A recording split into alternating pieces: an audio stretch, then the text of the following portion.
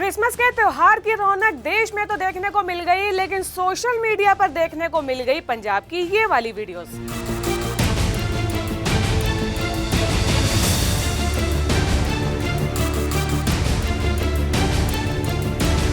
इन videos के जितने मजे लोगों ने सोशल मीडिया पर लिए, उससे कई ज्यादा सवाल जो है असल जिंदगी में खड़े हो गए। लोग ये सवाल पूछने लगे कि पंजाब, जिसे गुरुओं की धरती कहा जाता है, जहां पर गुरु महाराज ने धर्म की रक्षा के लिए अपना सर्वस्व बलिदान कर दिया, उसी पंजाब की धरती पर क्रिसमस इतने बड़े पैमाने पर कैसे मनाया जा रहा है।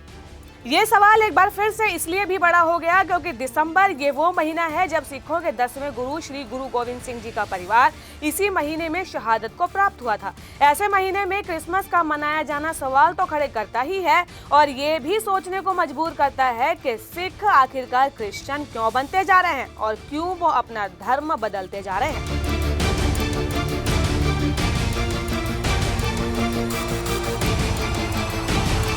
ये वीडियोस पंजाब के अलग अलग जिलों और शहरों की है, जहां क्रिसमस पर इस तरीके से शोभा यात्राएं निकाली गई और इसमें लाखों की तादाद में लोग शामिल भी हुए।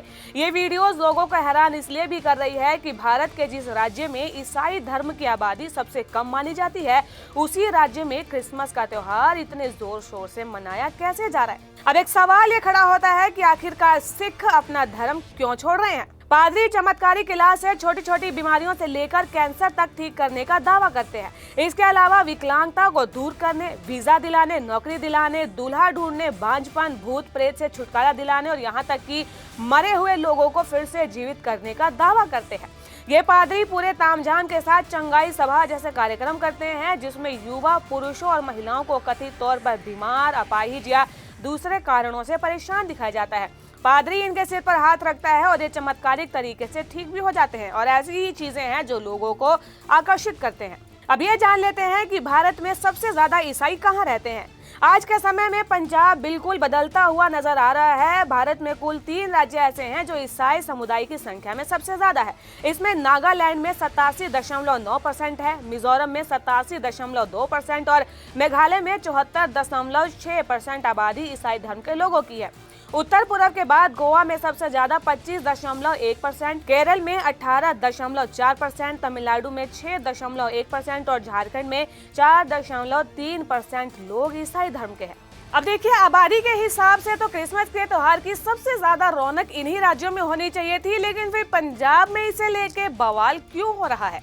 जिस पंजाब में सिर्फ 1.6% आबादी ईसाई धर्म की मानी जाती है, वहां पर सबसे ज्यादा ही कार्यक्रम हो रहे हैं। पंजाब में इस जश्न को सिख धर्म की परंपरा के मुताबिक मनाया जा रहा है, जिसमें संध्या फेरी और शोभा यात्राएं निकालकर लोगों को ये बताया जा रहा है कि दुनिया में जब पाप बढ़ रहे थे, तब उन पापों को खत्म करने के लिए क्रिसमस के दिन ईसा मसीह का जन्म हुआ था और वो मुक्तिदाता थे। पंजाब के सरहदी इलाकों में कितना फैला है ईसाई धर्म। चंडीगढ़ से अमृतसर और गुरदासपुर जाते हुए रास्ते में आपको जगह जगह ईसाई पादरियों के पोस्टर और होर्डिंग दिखाई देंगे।